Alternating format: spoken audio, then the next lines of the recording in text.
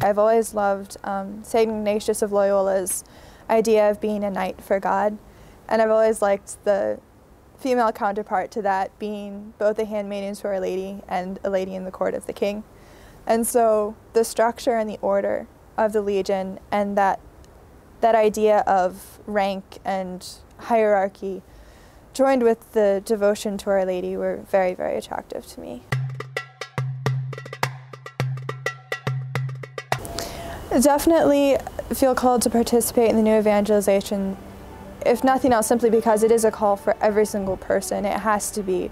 Because the church throughout the ages, it can't just be the saints that are out there in so many ways, like Mother Teresa, Pope John Paul II. They were raised in their spirituality, at least Pope John Paul II, I know, his parents, his family, his community.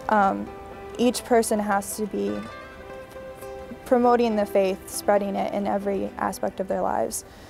And for me, I guess that's what new evangelization means in a lot of ways, is also a bit of St. Therese's little way of bringing the faith out in every aspect of our lives, and in a way that's particularly suited for the laity in some ways, as well as for the religious orders. It's a new call to be Catholics in every way that we can. Within the Legion, yes, our evangelization is specifically the spiritual works of mercy.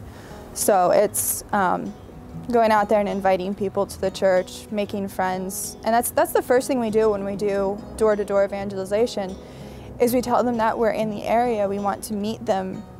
We base it on friendly contact first, before we even go into the faith aspect. We try to lead the conversation to God, but we base that conversation on personal contact, on friendship.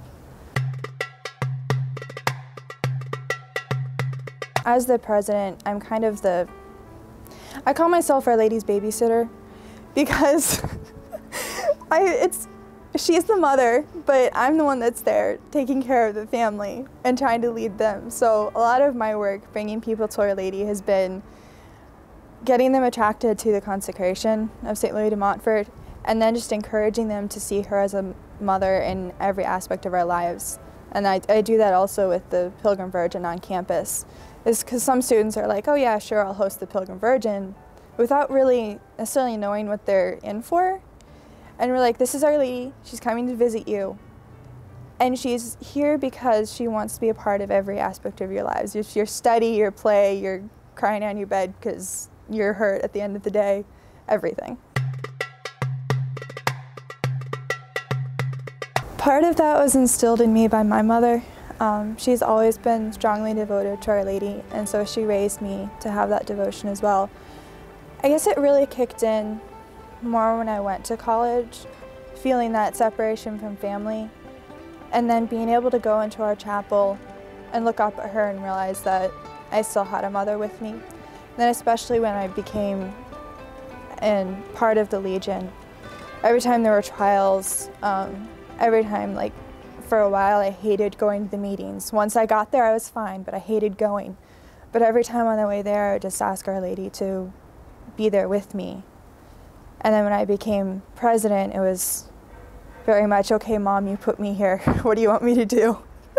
And that, the last semester especially, has helped me connect with her a little bit more as mother. The good, the true, and the beautiful, the three things that make life worth living, are fundamentally rooted in Christ.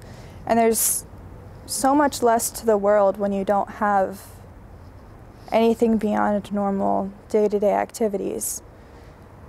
And I see people with that's all they have. That's all they have is this world and the senses and what can be gained from them. And I guess bringing people to Christ is necessary, especially in this modern world, to give hope and to give something beyond what you can see.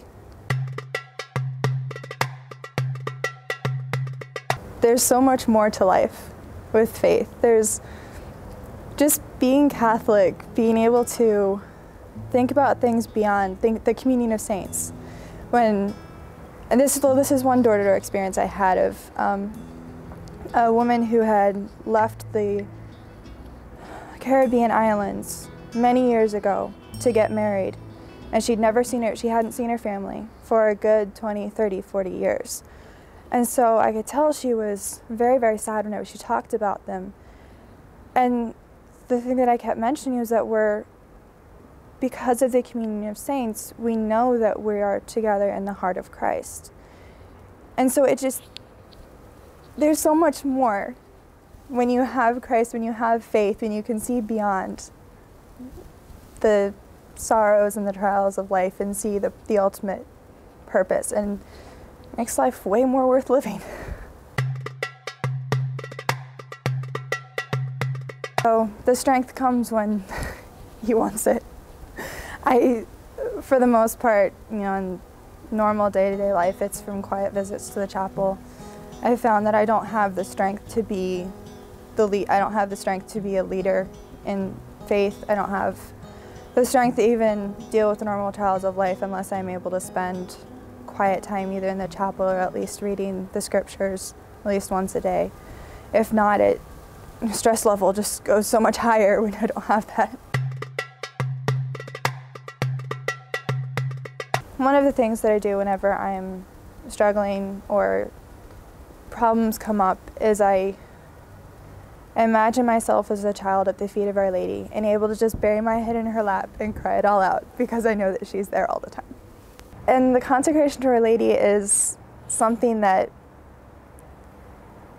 helps you come much closer in faith to her, but also it's a source of strength because it's a source of knowing that you always have the support of her, of the Queen, of the Mother.